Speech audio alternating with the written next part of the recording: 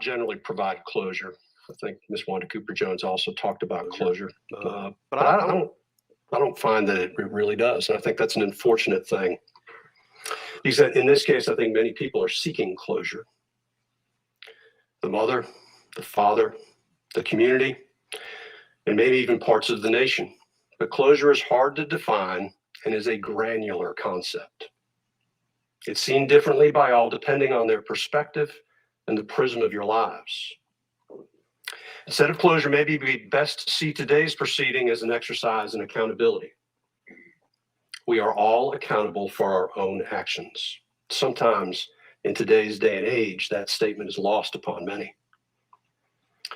And today the defendants are being held accountable for their actions here in Superior Court.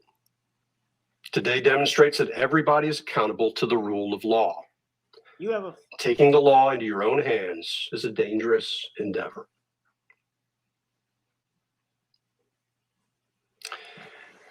I'm not sure how this comes across. I'll say it anyway. I think ultimately, with regard to the murder of Ahmaud Arbery, it holds us all accountable. I've read somewhere, and I don't remember where it was, that at a minimum, Ahmaud Arbery's death should force us to consider expanding our definition of what a neighbor may be and how we treat them. I argue that maybe a neighbor is more than the people who just own property around your house. I also believe that in assuming the worst in others, we show our worst character. Assuming the best in others is always the best course of action. And maybe those are the grand lessons from this case. I will let others spend as much time as they want writing about it and talking about it. But those are my general thoughts with regard to this case and sentencing.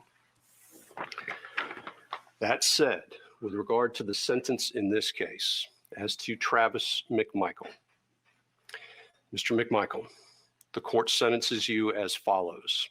Count 1, malice murder, life without the possibility of parole. Count 2, felony murder, is vacated by operation of law. Count 3, felony murder, vacated by operation of law. Count 4, felony murder, vacated by operation of law. Count 5, felony murder, vacated by operation of law. Count 6, aggravated assault, merges into count 1. Count 7, aggravated assault. The court sentences the defendant to 20 years consecutive to count 1. Count 8, false imprisonment, merges into count 1. Count 9, attempted false imprisonment, 5 years concurrent to count 7. That is life plus 20. Greg McMichael, the court sentences you as follows. Count 1, malice murder, defendant was found not guilty.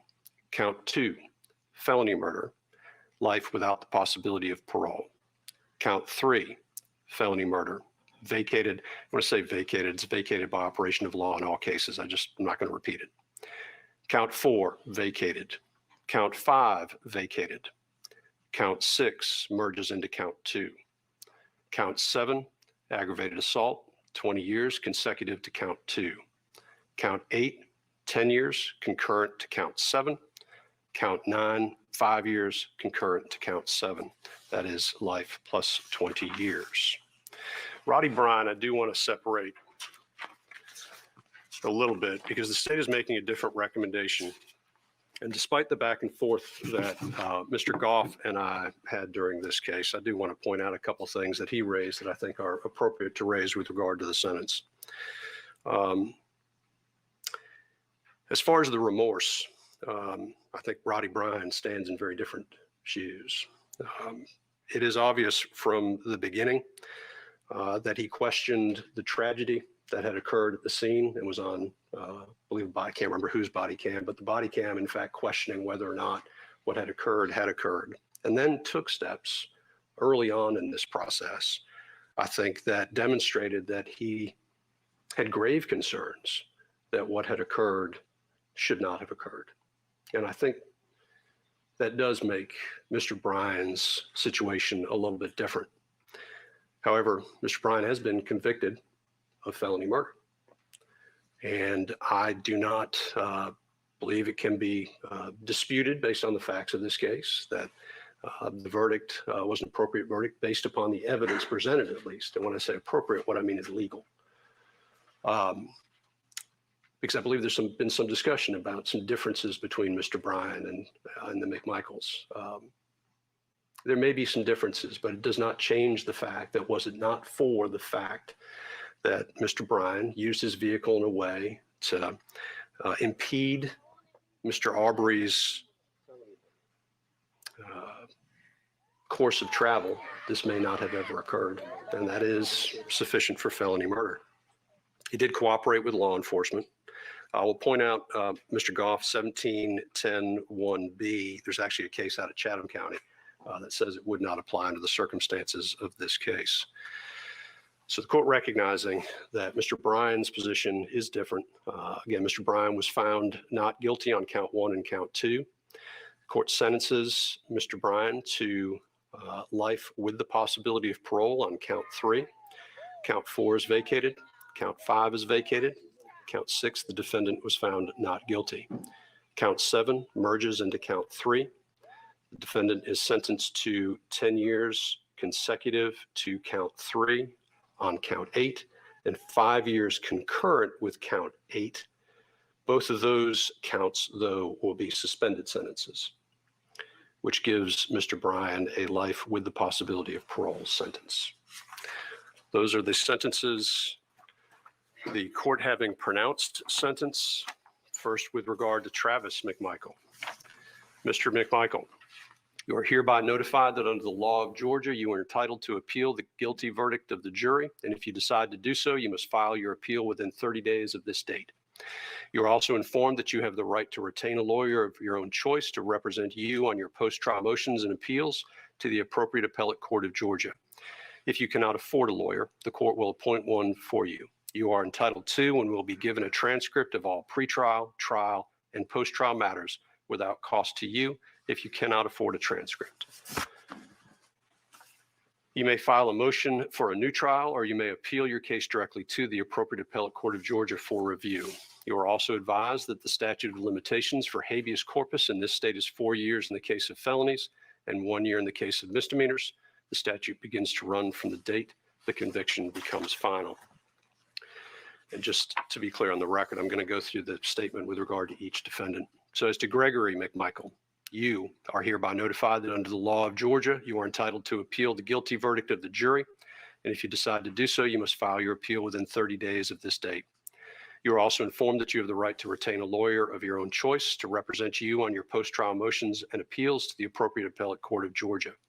If you cannot afford a lawyer, the court will appoint one for you.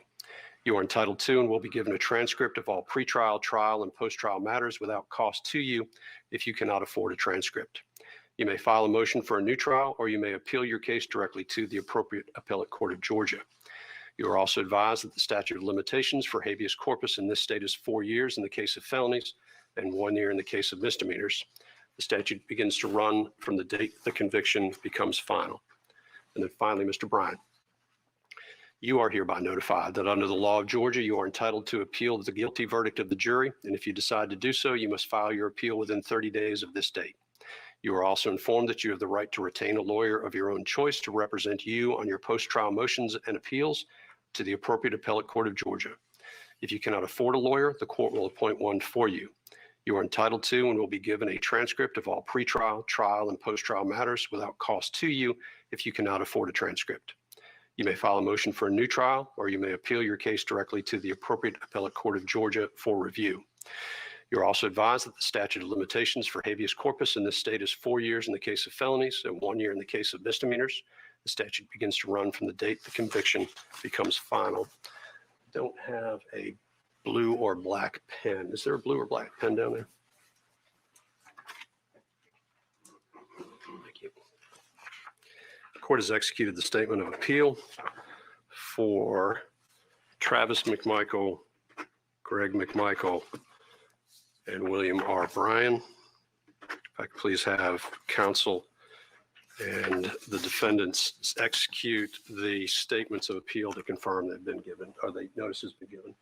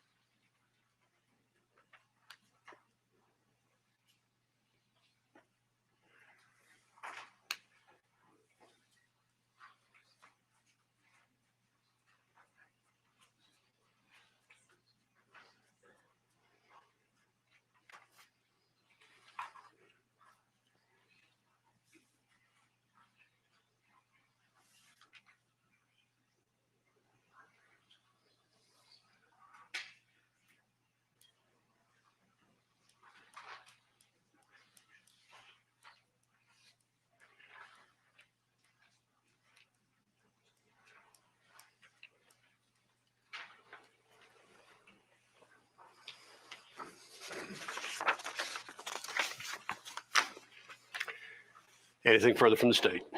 Yes, Your Honor. The state would ask for a condition imposed along with this sentence, and that is this, that the defendants are not allowed to make any money off of their actions, such as a book deal, a movie deal, social media deal, or anything along any way, shape, or form, make any money off of this experience, this conviction, and this trial.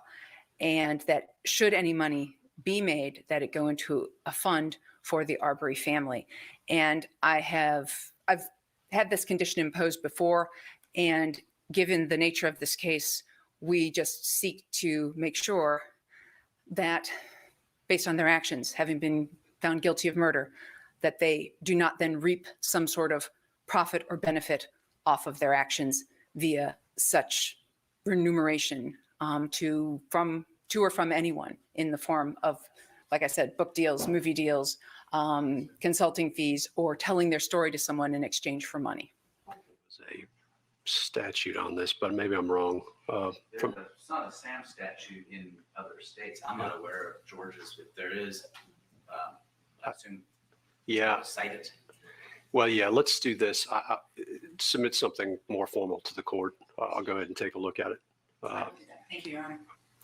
And Judge, well, when the court does that, my only concern is how that would impact Mr. Bryan's ability to raise money for his defense, for his appeal. I wouldn't want to be in a situation where he couldn't do that inadvertently because of a sentencing condition.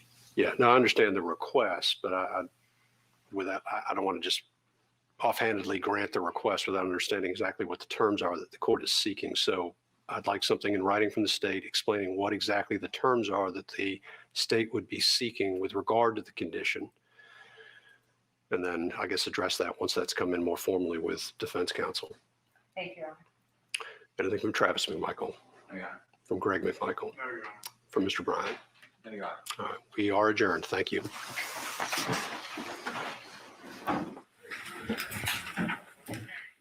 All right, and there you see Kevin Goff shaking hands with his client.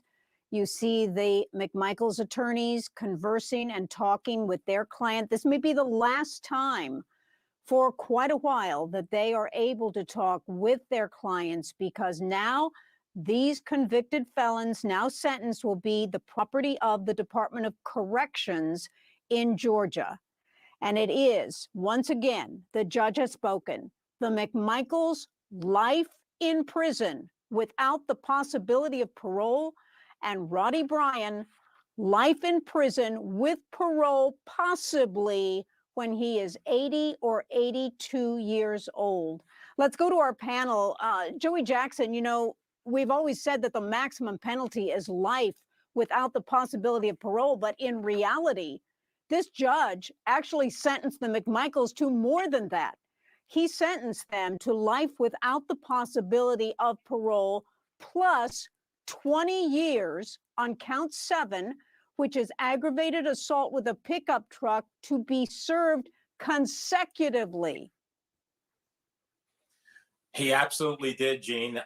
Look, you know, crimes have consequences, and the consequence of this crime with respect to this judge's ruling as it relates to punishment, deterrence, etc., is that they will spend the rest of their natural life in jail. That's what it means.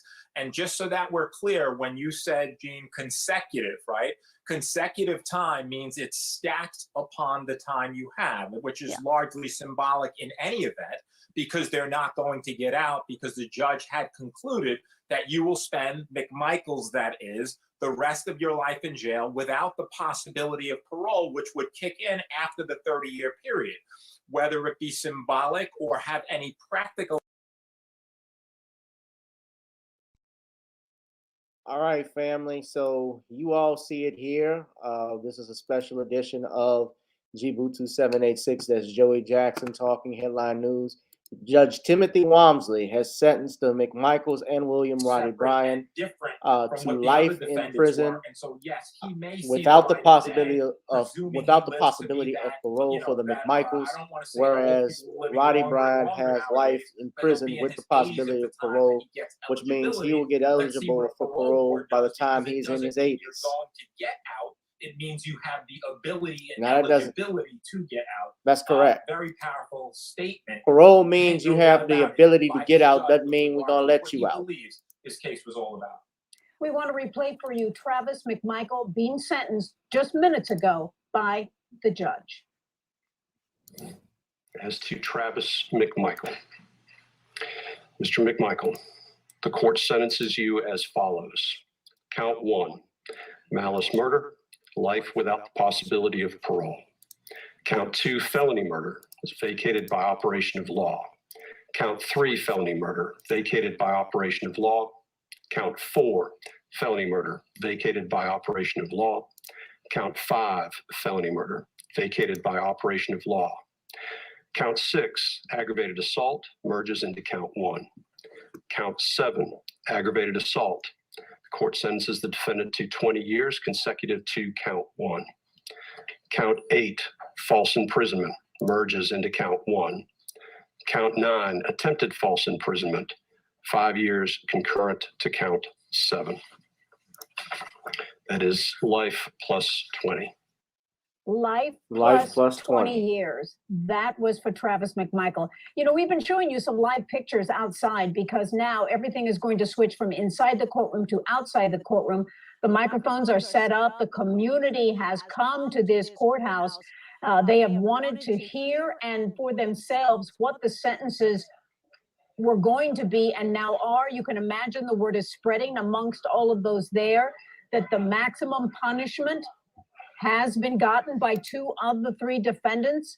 I want to go to Casey Jordan. You know, Casey, the judge really spoke in terms of what happened to Ahmaud. The judge went Arbery. hard. I mean, this judge that must be neutral and The judge partial went during hard. the evidentiary I gotta portion run of in a the little trial bit, guys, really so spoke I'm gonna be out for now a second. of what the But verdict I by wanted to this share jury this meant. all with you just for a special edition. What do I y'all was think so impressed by Judge of what Walmsley. I happened? really come I'll to be respect back him in a little tremendously bit. over the course of this I'm gonna trial. go ahead and let this But play one of while I step a out for number a of minute. effective things he did, and the thing that moved me the most, and he said, I know it might be a little theatrical, but he made us all sit there in the courtroom and here at home for 1 minute to give everyone just an idea of how long 1 minute was, and then times that times 5 to understand how long the victim was running for his life.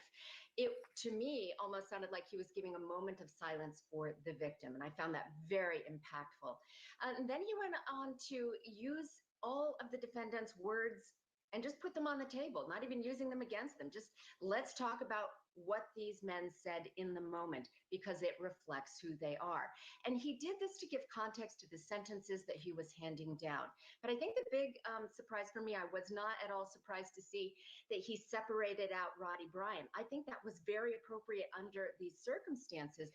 But he even suspended the extra 10 years, 5 years. He didn't even make him serve it. He said it would be served consecutively, but then he suspended them. Now, we don't have a magic mirror, a crystal ball to know what will happen in the future, but it is entirely possible that based on good behavior, Roddy Bryan will get out before he's 80, will be eligible for parole. And I appreciated that the judge drew out all of those factors about his demeanor, things he said, his cooperation. He really did want to draw a bright line between Mr. Bryan and the McMichaels. And I think that was very important because sentences should be tailored based on the individual. And that's exactly what this judge did.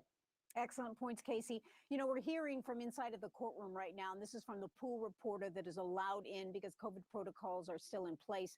But inside the court, as Travis was being sentenced, there were no loud outbursts, but Marcus Arbery and Wanda Cooper Jones, they were crying.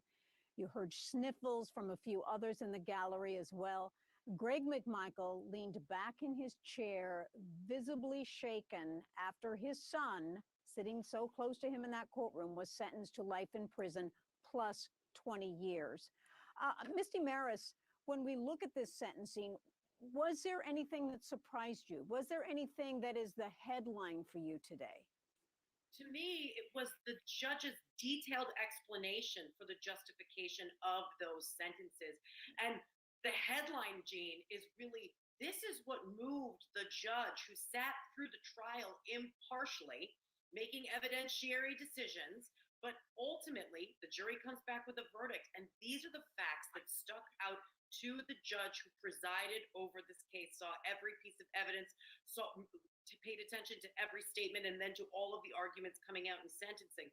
This judge went through a detailed explanation with respect to all of the defendants as to why he was reaching the conclusion that he did. And I agree with Casey, that 1 minute, 1 minute doesn't sound like a lot of time. You could say, oh, it's only a minute.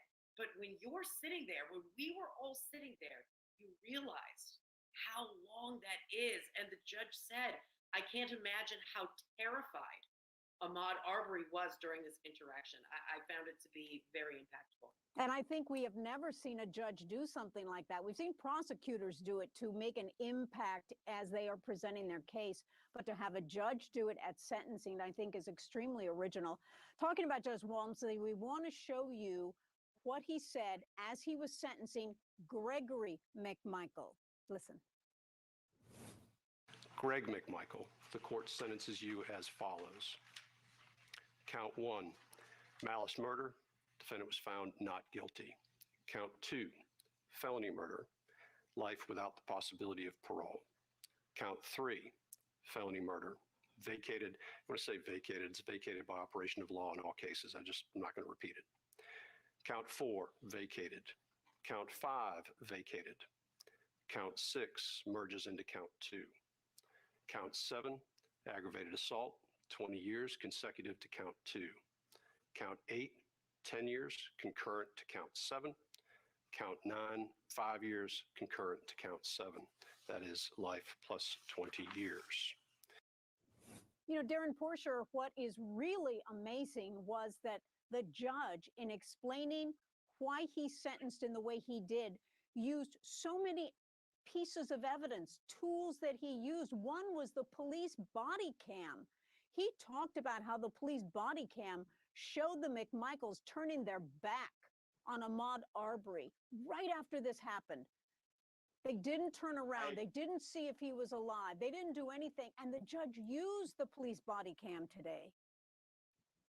I agree. The judge gave a very comprehensive overview as to why the sentencing was introduced. We predicted this prior to the judge offering the sentence, that we were going to have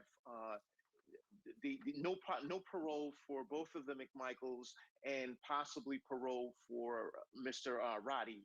But at the same token, I felt that the judge, I think he gave a wholehearted feel as to what the temperament of this case was. He gave that overview that really made us understand why he came to the ruling as to no parole for both of the McMichaels and providing parole for Mr. Roddy. That being said, I think the judge did a great job in terms of overall maintaining the courtroom throughout the course of this trial. And then it came to fruition with the sentence, and as we saw, as he wrapped it up. You know, Joey Jackson, the judge really focused in on some of the words that Gregory McMichael used before and after the death of Ahmaud Arbery to describe how he felt about Ahmaud Arbery, not as a neighbor, not as the judge said we need to learn from this, but that factored into the sentencing. You know, Gene, there's no question about that. And I think what the judge did very effectively is not only use Travis McMichael's words, but used and analyzed all of the defendant's words and what it meant. And what was not lost on me was that what the judge said is that your neighbor is a lot more than someone who lives in a brick and mortar building, I'm paraphrasing, that's next to yours. It's not only about property, it's so much more than that. I think the judge was very telling with respect to what he felt remorse meant. It's just not in a statement that you make. It's in your conduct, in your attitude, in your comportment. And the judge was very detailed about his assessment of that. And so I just think at the end of the day, the judge, in evaluating everything and making clear what the case meant, what he heard, how the statements, to your point, Gene, all of the statements lend context to what we saw and why he was doing in meting out the sentence that he was meting out, and why he believed that that was an appropriate sentence. I think, you know, ultimately, I believe that the judge got it right. I think that the judge was very clear and forceful with what he thought punishment meant when he gave the +20 to the McMichaels. And I think the judge was very fair and measured in what he felt was appropriate as to the dissimilar conduct of Mr. Roddy Bryan. And so I just think that this is what judicial, really justice from the bench looks like. I think he did it in a way that many judges can find useful and learn from. You are looking at live pictures right now. This is outside the courthouse. And right here, you see the podium, you see microphones set up. You are hearing the bullhorn.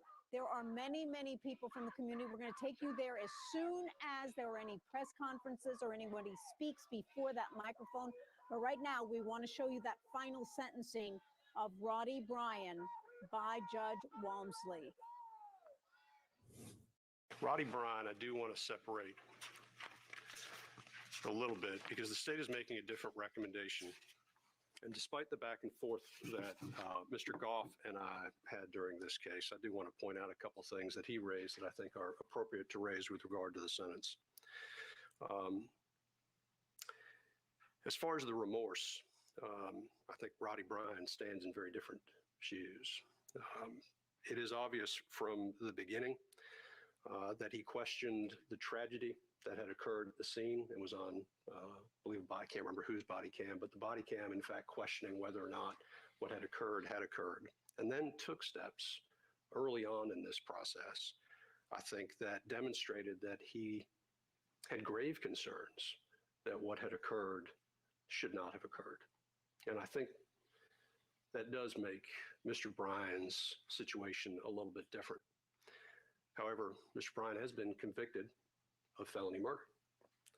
And I do not believe it can be disputed based on the facts of this case that the verdict was an appropriate verdict based upon the evidence presented, at least. And when I say appropriate, what I mean is legal. Because I believe there's been some discussion about some differences between Mr. Bryan and the McMichaels. There may be some differences, but it does not change the fact that was it not for the fact that Mr. Bryan used his vehicle in a way to impede Mr. Arbery's course of travel, this may not have ever occurred, and that is sufficient for felony murder. He did cooperate with law enforcement. I will point out Mr. Goff 1710-1B. There's actually a case out of Chatham County that says it would not apply under the circumstances of this case. So the court recognizing that Mr. Bryan's position is different. Again, Mr. Bryan was found not guilty on count 1 and count 2. The court sentences Mr. Bryan to life with the possibility of parole on count 3. Count 4 is vacated. Count 5 is vacated. Count 6, the defendant was found not guilty. Count 7 merges into count 3. The defendant is sentenced to 10 years consecutive to count 3 on count 8 and 5 years concurrent with count 8. Both of those counts, though, will be suspended sentences, which gives Mr. Bryan a life with the possibility of parole sentence. All right. You know, Joey Jackson, within days, we can believe, I think, that all of the counsels will file a notice of appeal to appeal this verdict, this sentencing. In regard to Roddy Bryan, what do you see that looking at? What do you think that an appeal from the facts that we know could be based on? Yeah, Gene, it's a great question. Then, of course, what we do as lawyers is we file a notice of appeal, which puts the state on notice that there will be an appeal, and then you have a period of time to what we call perfect an appeal, meaning write the brief, which is the essence of your question. What will the brief contain? What are those issues that you feel are relevant and important, such that an appellate court can overturn? And it's important to note that it's not so much the verdict you're appealing. Of course, you're appealing the verdict. You're appealing, though, how that verdict came about. What was the jury allowed to evaluate that, in your view as a defense attorney, they should not have? Or what else should the jury have heard that they should have heard when a judge really did not admit it. And I think the central issues will be the defense will say, you should have allowed us to review the issue of the mental health of Ahmaud Arbery. You should have allowed us to talk about the THC that was in his system. You should have allowed us to look at his prior conduct and history. There are other issues with respect to the case itself that the defense will say, because of that, we were not entitled to, and we did not get a fair trial. We saw Mr. Goff get up time and time again. The black pastors in the courtroom, the other things that are extraneous to the proceeding that are impairing the judgment of the jury. So you'll see a lot in an ultimate brief that comes forward. But I think the main points of contention will be the defense will say that they were not allowed enough to attack the victim in this case, and that may have affected the outcome. I think that's what we'll see. What do you think about, and I know this is extremely difficult, usually it does not go anywhere, but I felt during the trial that Goff himself was possibly trying to set up ineffective assistance of counsel. Do you think that at all could warrant anything on appeal? There's no question about it, Gene. You know, it's interesting because when we talk of ineffective assistance of counsel, what you're really arguing, if you're the defendant, is that my lawyer was, wasn't up to task. I'll put it politely, just did not do the job or was not minimally competent such that I got an effective representation in that courtroom. If there was any attorney that I think you can make that claim about, not taking shots at anyone, everyone does things differently, no one's perfect, not saying anyone else could have done it better, perhaps they could have, but I just think that so much of what he did, to your point, we will see that, right? There's no issue more commonly raised and no more often rejected than that my attorney was very, very bad.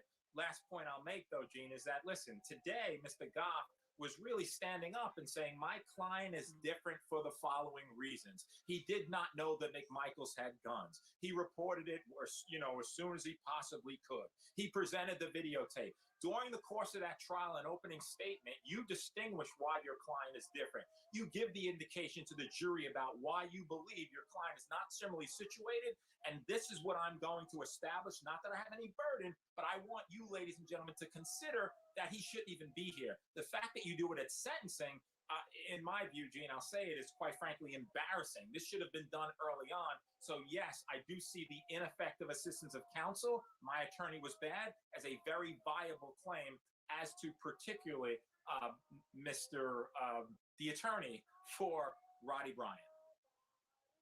All right, very interesting. I think we can go out live right now. We have Diane Gallagher outside of court. Diane, what's happening? So, Gene, you can probably hear it right now behind me, but there was singing happening outside. Immediately when those sentences were handed down by the judge, there were cheers that erupted from the group that has been out here since this morning. They came out to have a prayer vigil and show support for Ahmaud Arbery's parents, his siblings, and they have been out here all day. And when those sentences were handed down by the judge, they erupted into cheers. Some people started chanting life sentences, a life sentence. And at this point, they've kind of lined outside of the court stairs, apparently waiting for Ahmaud Arbery's mother and father, his sister, to come outside. They've been singing songs and doing chants, sort of, again, almost the opposite of what we saw happening inside the courtroom as those sentences were being handed down. It was quiet in there. There was quiet crying from the mother and father of Ahmaud Arbery, but there were no loud outbursts. And we've sort of seen this dichotomy of what's happening outside versus inside throughout the trial, and again, spilling into now the sentencing phase. And, these were people who wanted to make sure that Ahmaud Arbery's family knew that they had support in this situation here, Gene. Diane, they've not left the courtroom yet, or come outside at least, yes. Right. Diane, how did people outside find out what the sentencing decisions were? Because I felt like I saw people out there like listening for it, and then they heard it and they were very thrilled.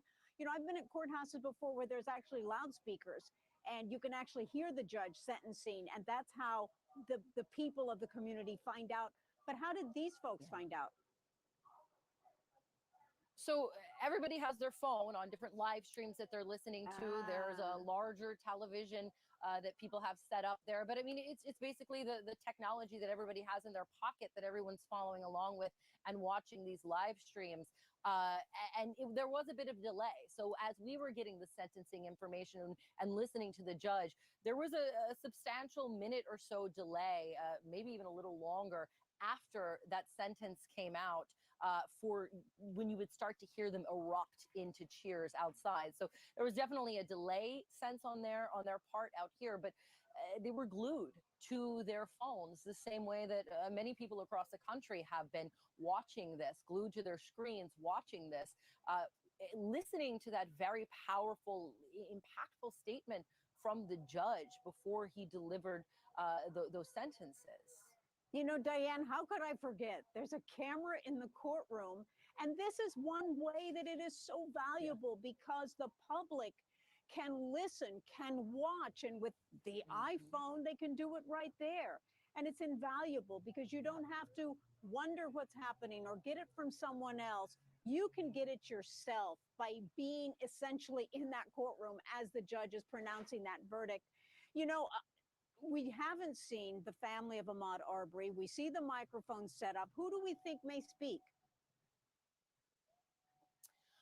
So the expectation is likely we will at least hear from the attorneys. Now, Ahmaud Arbery's family has been very chatty today, if you will. We've talked to them beforehand. They were very generous with their time, explaining their feelings ahead of this. There was that moment in the judge's statement where he held that 1 minute of silence to give an idea of the fraction of the time that Ahmaud Arbery was running for his life. And in that moment, Wanda Cooper Jones, the mother of Ahmaud Arbery, put her head down. She bowed her head down. It was completely silent in the courtroom. And again, the only outbursts there were was soft crying from his parents. And so she indicated, she said, this is what she wanted. She wanted to see a sentence of the maximum. She wanted to see life in prison without the possibility of parole, specifically for the McMichaels. And that is what the judge handed down. And so it's likely a mixed emotion feeling. She indicated that this is a day they've been anticipating, but of course it's a day they wish they never had to see. It's a day they never wish that they had to deal with or even enter into, because at the end of the day, they still don't have their son. And oh, Gene, this is far from over. At the end, the judge said, you have 30 days to appeal this. The attorneys for each of these three defendants have indicated at the end of the trial that they plan to appeal these convictions. And then we have that federal hate crime trial that's set to begin here in Brunswick just next month. And so this is sort of the beginning of the end, but it's a long road for this family in the days, the weeks, the months, and potentially the years to come for them. And so while there may be a sense of relief, and I expect that we will hear that from them once they exit the courthouse here, it's far from over for them. So true. So true, Diane Gallagher. We're going to stay close to you because you are right outside the courthouse. We are waiting for any press conferences that may take place. We'll take you to those live. We're going to take a short break right now. Color me unamused. Double these plates up, or you could have a total mess on your hands. Don't get paper plates that can leave you feeling blue. Get Dixie Ultra Plates, 3 times stronger than the leading store brand. Dixie, make it right. One of the worst things about a cold sore is how it can make you feel. But when used at the first sign, Abreva can get you back to being you in just 2.5 days. Be kinder to yourself and tougher on your cold sores. My daughter has type 2 diabetes, and lately I've seen this change in her. Once weekly Trulicity is proven to help lower A1C. It lowers blood sugar from the first dose, and you could lose up to 10 pounds. Trulicity is for type 2 diabetes. It isn't for people with type 1 diabetes. It's not approved for use in children. Don't take Trulicity if you're allergic to it. You or your family have medullary thyroid cancer. All right, guys, I'm back. Make no mistake about it today, ladies and gentlemen. Justice was indeed served in this case. Justice was served in this matter. We, of course, you all know the story that was happening. Thank you, Black Voltron. Breaking news is that the McMichael family, let me turn these commercials off. The McMichaels, Gregory and Travis McMichael, have all been convicted of life without the possibility of parole. William Roddy Bryan was convicted of, well, who was convicted along with the Arbery's. Of course, he was not convicted on the malice or murder part. Neither was Gregory McMichael, but Bryan was still convicted on several other charges, and he was given life with the possibility of parole, meaning that he can eventually apply and get out of prison if the parole board says so once he reaches 80 years old. I believe the news reports, according to what I'm reading here, the killers also get life in prison they get life in prison, and I believe McMichael Travis gets an additional 25 years on top of that for the false imprisonment. Let me just go here. So you guys, I started late because I didn't even know it was happening today, but Wanda Cooper Jones, who is Arbery's mother, even spoke, as well as his father and I believe his sister, Ahmaud Arbery's sister, spoke as well. Kevin Goff, as you know, who is Bryan's attorney, had stated, and he had filed some motions earlier today, basically challenging with regards to the sentencing and how how Roddy Bryan was going to be sentenced. He was concerned because they were raising what's called Eighth Amendment issues, cruel and unusual punishment, meaning how he would be sentenced should not be the same as the McMichael sentence because he wasn't convicted on the malice or murder part, but it depended on what the sentencing was. And honestly, I don't think there are any grounds he can appeal. He's going to try and argue, I'm sure, the black pastors that were in court are outside, but that will likely not fly in a court of law. It should not fly. Now, this is it. Take a look at this. This is what. If I please. This is Wanda Cooper Jones. This verdict doesn't bring you back, but it does help bring closure to this very difficult chapter of my life. I made a promise to you. Today, I laid you to rest. I told you I love you, and someday, somehow, I will get you justice. Son, I love you as much today as I did today that you were born. Raising you was the honor of my life, and I'm very proud of you. Your Honor, these men have chose to lie and attack my son and his surviving family. They each have no remorse and do not deserve any leniency.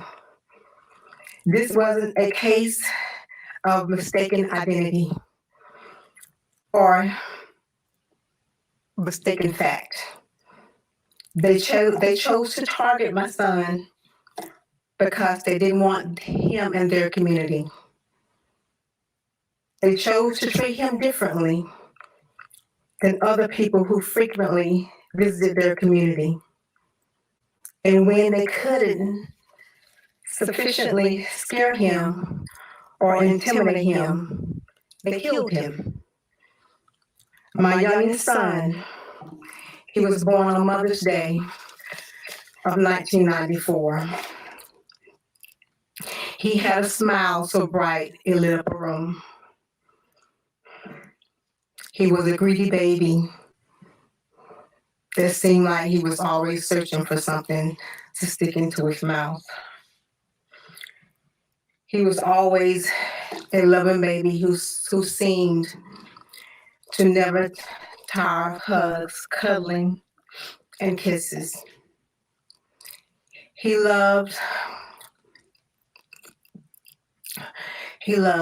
never hesitated to tell me, his sister Jasmine, and his brother Marcus that he loved us. And Your Honor, we loved him back. He was messy. He sometimes refused to wear socks or take good care of his good clothing. I wish he would have cut and cleaned his toenails before he went out for that jog that day. I guess he would have if he knew he would be murdered.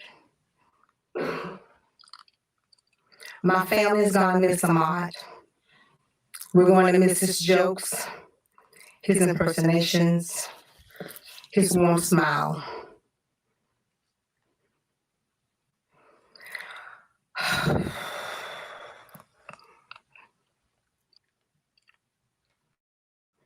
These men deserve the maximum sentence for their crimes. Say they were to them. He never threatened them. He just wanted to be left alone. They were fully committed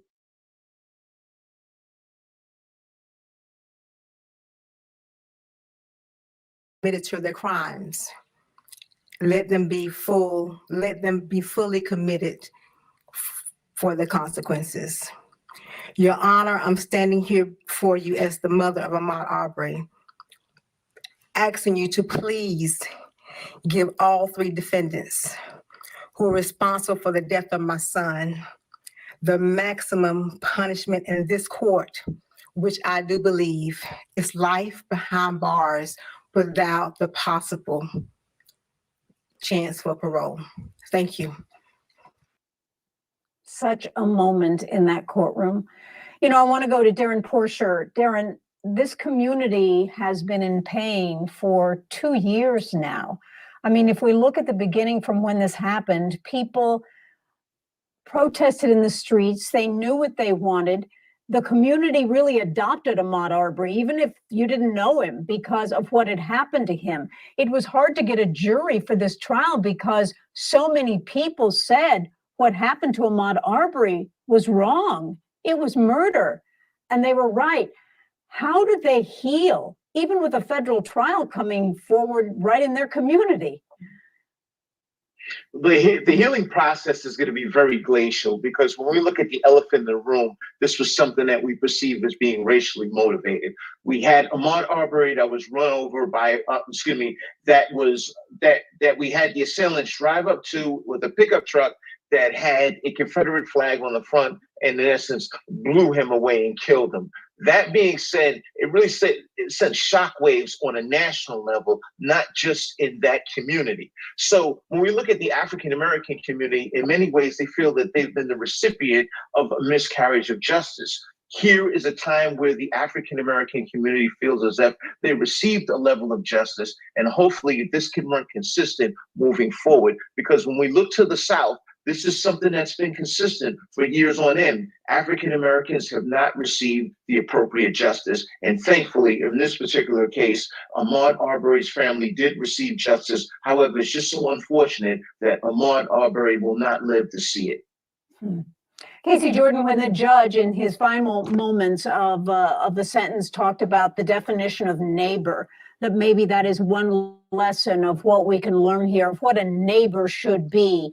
Was he speaking to the community, do you think?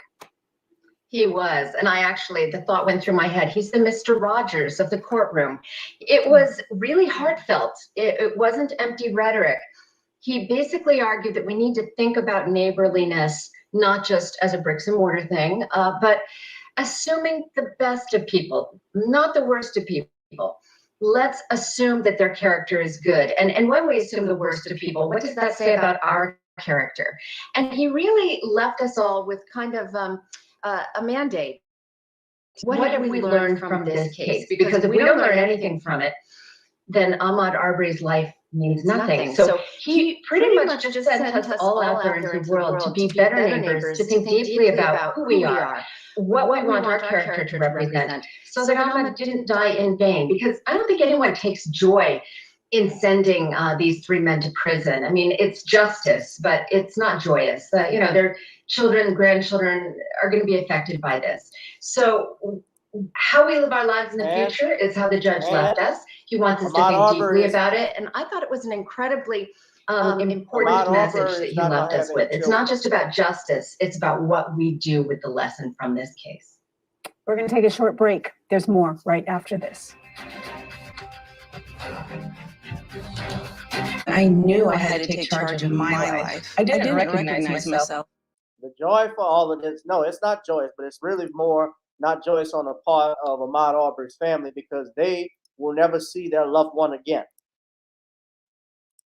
They got I don't know about Georgia, but I've heard of conjugal visits.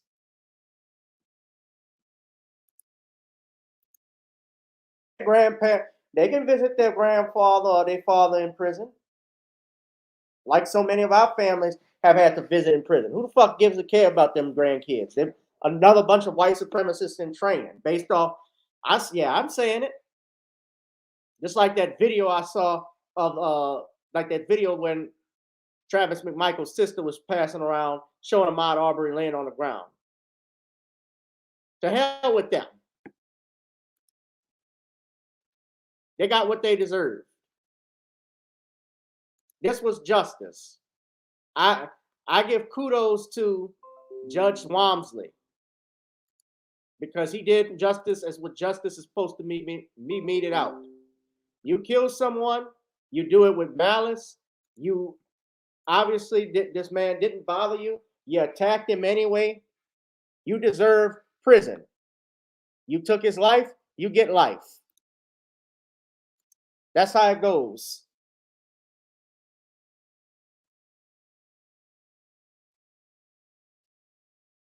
You know, they'll never see their grandkids again. Well, Ahmaud Arbery's family will never will never have children. Ahmaud Arbery will never have children. He'll never have the career in life that these fools had. And these are people trained in law enforcement. If that's law enforcement in Brunswick County, move out. You don't need fucking Charles Bronson parading your neighborhood. They're not even Charles Bronson at that. You got Barney Fife.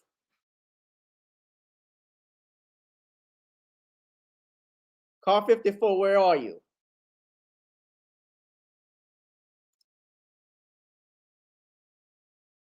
This criminologist talking about, well, they're not going to see their grandparents. Oh shit! How many people are in prison that don't get to see their loved ones?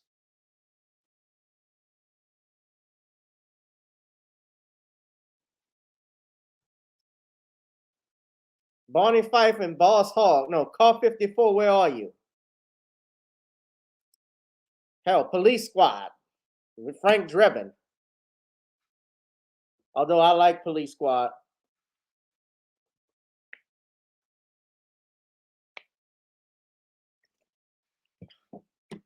Well, y'all, I've been on here it's going on an hour now since I shared this. I got some stuff to take care of. But you all leave a like, share, and subscribe. Hit that Cash App. But this was big news, ladies and gentlemen. We had to come on and share this since we were talking about it. The killers of Ahmaud Arbery, Travis and Gregory McMichael, along with Roddy Bryan, all sentenced today. The McMichaels are sentenced to life without the possibility of parole. Roddy Bryan was sentenced to life of parole, as well as some additional charges that were attached as well. Let me just follow up and see right quick what they're going to say here on HLN.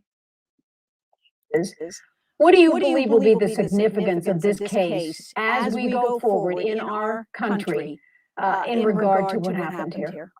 Yeah, Dean, an excellent question. I've had the privilege and honor of covering a lot of those with you. You know, in this particular case, I think it speaks to what a justice system can really do, what people can really do, what our society is all about. Let's remember and reset to how we got here. One prosecutor herself, right, being prosecuted with respect to not performing her duty or following her oath. Why? Because there's nothing to see here, according to her, and let's not prosecute and let's try to protect. a person who engaged in a crime with a standard of simply is beyond a reasonable doubt. The second prosecutor getting the case and presenting a memo really protecting the defendants in this case, again saying nothing to see here. A third prosecutor getting the case. Why do I say that and mention that? It's against the backdrop of people being outraged by this. And finally, the state stepping in and saying, we have to do better, we have to do more. Ultimately, they're being arrests made, they're being indictments made, and then a case coming to court. Then we say, oh, there's another setback. Why? Because there's 11 members of the jury who are white and one African-American man. That can't be the case. That's a miscarriage of justice. But yet and still, notwithstanding that, these people, regardless of what their color was, saw right from wrong, saw illegality from what they did. And here we are. We're at sentencing day. We hear the powerful impact statements from the family with regard to what Ahmaud Arbery meant to so many people, his mom, his dad, his sister, so many others in the community. And you have a community coming together, and then finally you have a judge who very rationally and reasonably provides context and who mets out a sentence which is appropriate, which is thoughtful, and which is in the bounds of the law, which is symbolic and everything else. And so I think it stands amongst the cases to go to show that we as a society, right, can and will do better. And I think when good people of goodwill unite, the system of justice works. And I think this case saw that work, and that's an excellent thing for all of us. Darren Porcher, how will this country and communities in this country remember this verdict?